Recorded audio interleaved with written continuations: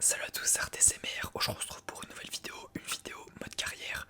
Vous avez été quand même pas mal à me demander à ce que je sorte tout simplement un autre épisode. Et en même temps je vous comprends, ça faisait plus de 2 semaines que j'avais pas sorti un épisode, enfin du moins une vidéo sur le foot. Du coup j'ai pu me rattraper avec la vidéo présentation de mes maillots, plus du coup cette vidéo là. Donc voilà, je vais pas tergiverser sur la petite intro. Juste, je pense que vous le voyez peut-être, j'ai modifié la couleur de la light. Je sais pas si ça se voit à la caméra, je sais pas si c'est mieux. En tout cas, voilà, je fais des petits tests, etc. Mais bref, on va être parti. Avant que la vidéo commence, n'hésitez vraiment pas à vous abonner et à liker si vous aimez bien. Et on va commencer du coup pour cette troisième saison avec Séville. Pour cette saison, on avait donc un budget transfert de 207 336 492 euros. Alors, il y a eu des petits problèmes dans cette carrière. Elle a été, on va dire, en fait, c'est pas des problèmes, mais elle a été très courte, courte, ouais. Pourquoi? Tout simplement parce que déjà, j'avais tout simplement pris mes recruteurs dans tout ce qui était du coup pays du Brésil, de la France et de l'Italie, si je ne me trompe pas. Sauf que, comme je l'avais fait dans l'épisode 1 ou dans l'épisode 2, plus dans l'épisode 1, et bah j'ai mis mes recruteurs et je ne les ai pas écoutés de la saison et j'y ai pensé que à la toute fin. Du coup bah au final je n'ai rien pu faire avec eux. Donc sur cette saison on n'aura rien sur les recruteurs. Je peux vous parler du prêt.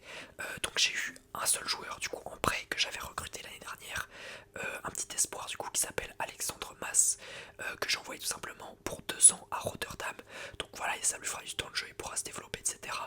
Donc c'est un milieu central de 63 ans, de 63 ans, de 63 de général, de 17 ans, et c'est un petit français. Donc voilà pour Alexandre Mas. On espère qu'il se développera bien dans le club.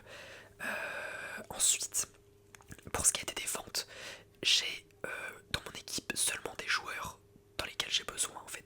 Je n'ai pas pu me séparer d'un joueur en particulier parce que il n'y a pas de joueurs qui sont trop vieux ou de joueurs que je n'utilise pas. J'avais besoin de tous mes joueurs, donc aucune vente. Après, étant donné qu'on a vraiment un budget transfert qui est supérieur à 200 millions, c'est pas forcément non plus utile que je vende des joueurs. Mais voilà, du coup, aucune vente sur cette carrière. C'est pour ça que je vous ai dit qu'elle allait relativement vite. Mais par contre, j'ai fait des achats. Avec ces 200 millions, vous imaginez bien que j'ai investi. Et j'ai tout simplement investi pour un défenseur gauche, histoire de remplacer Pedrosa, si je ne me trompe pas, qui était du coup notre défenseur gauche de 79 de général. Il fallait, vu qu'on était une équipe maintenant qui allait évoluer en Ligue des Champions, investir dans un meilleur latéral gauche. Et j'ai fait mes recherches sur beaucoup de joueurs. On a eu du Davies, on a eu du Udogi, enfin bref, on a eu pas mal de défenseurs gauche, top joueurs. On est même allé sur du Di Marco, du Théo Hernandez, mais j'ai décidé de me baser sur Nuno Mendes, du coup, qui est un joueur que je compte très fort dans mon cœur. C'est un de mes chouchous et tout simplement un des meilleurs défenseurs gauche, si je ne m'abuse, dans le football actuellement. Évidemment, il y a Théo Hernandez au-dessus, mais Nuno Mendes, je le trouve hyper fort. Ça fait quand même pas mal de temps qu'il était au PSG, il a 24 ans, je me dis, il est jeune, ça peut être vraiment très cool pour l'équipe. Donc j'ai acheté pour 105 millions 400 000 euros. Le défenseur gauche portugais du coup, de 24 ans à 87 de général. Je trouve que c'est quand même un super investissement pour le prix que c'est. À 24 ans, 87 de général, il va nous faire vraiment très longtemps. Alors oui, petit bémol, No Mendes peut potentiellement se blesser souvent, mais le PSG c'est pas Séville, on espère que le parcours de Nuno Mendes sera meilleur à Séville qu'au PSG en termes de blessures. J'ai aussi investi sur un joueur, alors j'ai choisi de garder Modric, du coup qui a 40 ans actuellement dans cette saison. J'ai décidé de le garder parce que c'est un joueur sensationnel, c'est un joueur qui a de l'expérience, c'est une légende du football et je me dis, normalement, Modric, même à 40 ans, il peut apporter quelque chose d'incroyable au club. Donc j'ai décidé de le garder. Mais, évidemment, Modric à 40 ans a de grandes chances de se désagréger, on va dire, en termes de niveau. Il était à 84 de général. Il y a de grandes chances qu'il baisse dans cette saison. Donc j'ai tout simplement ne pas voulu nous mettre dans la merde, on va dire. Et j'ai investi du coup pour Tillmans, qui est aussi un grand joueur d'expérience. Il a 29 ans. C'est un milieu central du coup que j'ai acheté à Aston Villa pour 29 millions d'euros. Et le milieu central belge du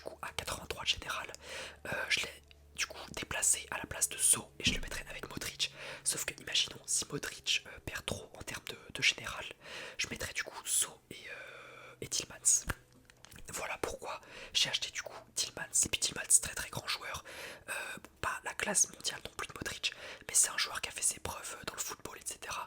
Il a gagné ses titres et faut le respecter. Et enfin, j'ai acheté pour 10 millions d'euros l'Angesco, magnifique, le petit club d'Angers. J'ai acheté Yaya Fofana qui pourra permettre, étant donné qu'on avait besoin d'un gardien remplaçant, de faire une doublure avec Fofana. Enfin, une doublure, c'est un grand mot. En cas de blessure, il remplacera du coup Fofana remplacera Onana en cas de blessure. Donc le gardien aussi, il ne faut pas le négliger, du coup qui vient de Côte d'Ivoire. Il avait gagné en 2023 ou 2024, je me rappelle plus trop, la CAN. Donc c'est vraiment vraiment pas mauvais.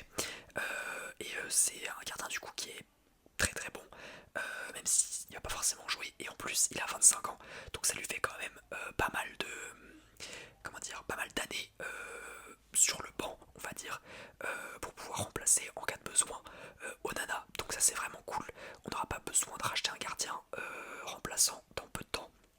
Maintenant, je vais vous parler du coup de l'équipe type. Alors là, je vais faire pas mal de cuts dans la vidéo parce qu'on arrive au moment où il faut surtout que je retrouve les moments sur ma vidéo qui est devant moi.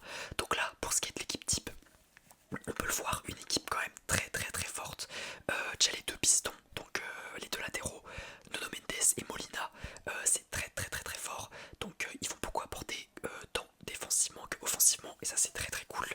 On a encore une charnière qui est, on va dire, assez faible avec Marsao du coup qui va bientôt avoir 30 ans et Badé qui est jeune, je crois il a 24-25 ans, mais ils sont encore les deux 80 de général, donc ça reste pas très très fort on va dire pour une équipe qui évolue en Ligue des Champions.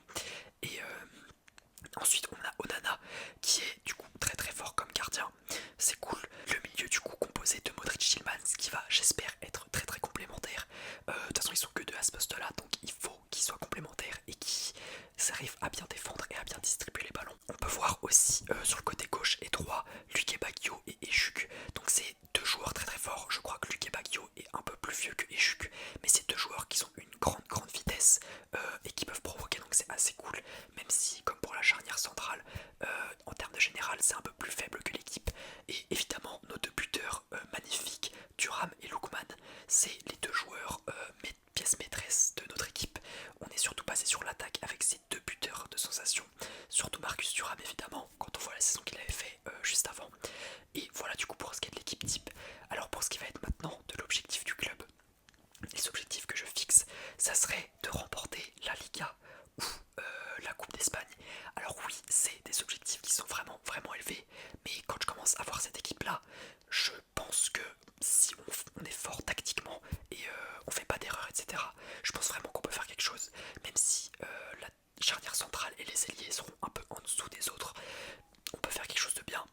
Maintenant, en parcours Ligue des Champions, évidemment, je ne nous imagine pas la remporter, mais j'espère qu'on va faire vraiment une belle performance. L'objectif c'est d'aller le plus loin possible, donc réussir évidemment nos matchs de qualif là, et ensuite aller le plus loin possible. Voilà pour ce qui est de l'objectif du club. Je pense que vous serez d'accord avec moi, et je vais enchaîner du coup avec les résultats du coup de tout ce qui est Super Coupe, etc. Alors oui aussi j'avais oublié de dire, mais dans cette carrière, je ne sais pas pourquoi ça ne m'a pas proposé de préparation, comment dire, de préparation, vous savez, avant le championnat, etc. Je sais plus comment ça s'appelle, mais ils m'ont pas proposé du coup de compétition avant championnat. Donc du coup on a directement enchaîné avec la saison. Pour ce qui est du coup du championnat, vraiment vraiment vraiment cool. Alors on peut voir 4 équipes qui se distinguent vraiment du reste du podium. D'ailleurs on peut noter l'Eranes qui a réussi quand même à être 5ème. C'est vraiment beau quand c'est un club qui est sur le papier bien évidemment en dessous de la Real Sociedad, de Majorque et de Girone. Mais quand on voit du coup le Real 44 points, l'Atlético 44 points, le Barça 39 et Séville du coup nous 39, on se dit qu'on est peut-être 4ème. On a fait en 18 matchs 12 victoires, 3 nuls, 3 défaites, c'est vraiment cool. Et l'objectif du coup de toujours remporter le championnat est pour moi encore largement possible. 39 points par rapport à 44, ça fait que 5 points d'écart, donc c'est vraiment vraiment possible. Tout est jouable dans ce championnat et là c'est vraiment cool. Pour ce qui est de nos 8 matchs de qualif Ligue des Champions, on finit à la 11ème place, excusez-moi, avec du coup en 8 matchs, 4 victoires, 1 nul, 3 défaites. C'est vraiment vraiment pas mauvais. On peut voir qu'on est juste en dessous le PSG, donc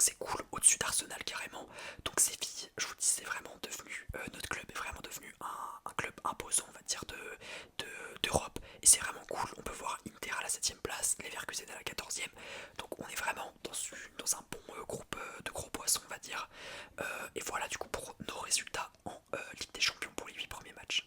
Pour ce qui est du coup de la Coupe d'Espagne, malheureusement, on sort directement en huitième de finale contre Malaga du coup. C'est vraiment dommage. C'est pas normal qu'on perde contre eux. Je suis désolé les supporters. Vraiment déçu du coup pour ça, étant donné que ça faisait partie de nos objectifs de gagner la Coupe d'Espagne. On sort très tôt en huitième de finale, premier match. Donc vraiment fort dommageable. Excusez-moi. Fin de saison du coup pour la Liga eSports. Alors on finit à la troisième place. On peut voir qu'il y a eu une grosse bataille pour le titre entre le Real Madrid et l'Atlético qui se sont battus et qui sont finis à égalité avec 95 points. Ils sont départagés au nombre de buts et bon le Real quand même leur a mis une sacrée tempête en termes de nombre de buts. Nous, Séville, on se retrouve du coup à la troisième place avec 77 points. C'est vraiment pas mauvais. On n'arrive pas à atteindre notre objectif, c'est dommage. Mais 23 victoires, 8 nuls, 7 défaites, au moins on est au-dessus du Barça. On essaie de s'améliorer. Là, on était quatrième la saison dernière, on passe troisième. Peut-être que la saison prochaine, on sera deuxième, voire premier. L'objectif, c'est qu'on s'améliore et qu'on devienne le plus grand club d'Espagne à l'heure actuelle. Du coup, pour ce qui est de la Ligue des Champions, je vais vous tenir au courant.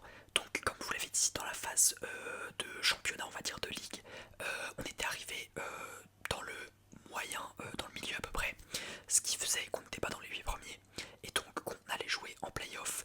Au tirage, on tombe contre le Bayern, donc c'est vraiment un gros poisson. On n'a pas beaucoup de chance là-dessus. On arrive magnifiquement au cumul des scores à faire 3-2, donc on les sort et on se qualifie du coup en huitième de finale. En huitième de finale, on tombe donc contre Bruges, qu'on explose au cumul des scores 5-2, vraiment cool. Et ensuite, on joue les quarts de finale contre le Milan AC. Malheureusement, au cumul des scores, on se prend 6-4. Vraiment dommage, on sort en quart. Mais l'objectif, en tout cas en termes de Ligue des Champions, a été respecté. On est allé jusqu'au quart de finale. On a vraiment donné le maximum et en vrai plutôt satisfait. Donc pour ce qui est du débrief du coup de la saison, alors on finit troisième de Liga, donc on remplit pas notre objectif de gagner le championnat. On sort très tôt en Coupe d'Espagne, on remplit pas notre objectif et on fait quart de finale en Ligue des Champions. Alors cette saison, je la classerais un bon 6,5, 7 sur 10 parce que c'est une saison où on n'est pas forcément mauvais, mais on fait pas les résultats qu'on aurait aimé. Donc c'est dommage. Après, je pense que c'est aussi par le fait qu'on avait du coup deux ailiers qui étaient un peu, on va dire sur le papier, moins forts. Pareil pour la charnière. Mais du coup pour la saison prochaine, je peux vous dire que l'équipe sera remodifiée sur ces postes-là. Et on espère quand même un titre pour la prochaine saison. Voilà pour ce qui est du débrief des objectifs. Pour clôturer la saison du coup, je vais vous parler évidemment des statistiques de Liga. Donc on peut voir Vinicius meilleur buteur et de loin avec 29 buts par rapport à Julian Alvarez qui avait 24 buts. On peut voir notre Marcus Thuram national qui est troisième meilleur buteur avec 23 buts. Donc vraiment cool. Et ensuite Lewandowski et Serhou Guirassy. Voilà pour ce qui est des buts. Ensuite on peut voir que notre Marcus Thuram est premier en termes de passes décisives dans le championnat espagnol. Du coup c'est vraiment cool. Ensuite on a Rodrigo 11ème, Lewandowski 10ème. Lewandowski qui fait une très belle saison apparemment parce qu'il est dans le top des buteurs et des passeurs. Mais très fier de notre Marcus Thuram qui est dans la... Attendez, je vous parle aussi de l'invincibilité parce que nous avons Onana qui est 3ème en termes d'invincibilité en championnat. Vraiment cool. Et du coup pour l'équipe de la saison espagnole, encore une fois comme la saison dernière, nous avons Marcus Thuram qui est sélectionné dans l'équipe de la saison espagnole. C'est vraiment cool. Encore une fois c'est le seul joueur, mais dans notre équipe c'est le seul joueur qui a pu se démarquer on va dire, et qui a le niveau de classe mondiale pour être dans cette équipe en concurrence du coup avec Atlético, Barça et Real. Juste avant de vous annoncer du coup les résultats de la Conference League, de l'Europa League et de la Champions League, je vais vous parler très rapidement parce que je pense que ça peut être intéressant pour vous comme information de la performance on va dire de Modric. Donc à 40 ans avec 84 de général, déjà il a pas baissé en termes de général, mais c'est un joueur qui n'est plus aussi impactant qu'avant. C'est-à-dire que Modric il a fait que 3 passes décisives dans le championnat, pas de but marqué, donc vraiment c'est plus le joueur que c'était avant. Évidemment c'était du coup la dernière saison dans notre club pour Modric, mais grande légende encore une fois. Maintenant je vais enchaîner du coup avec les résultats de Coupe d'Europe, avec pour la Conference League la victoire du Napoli contre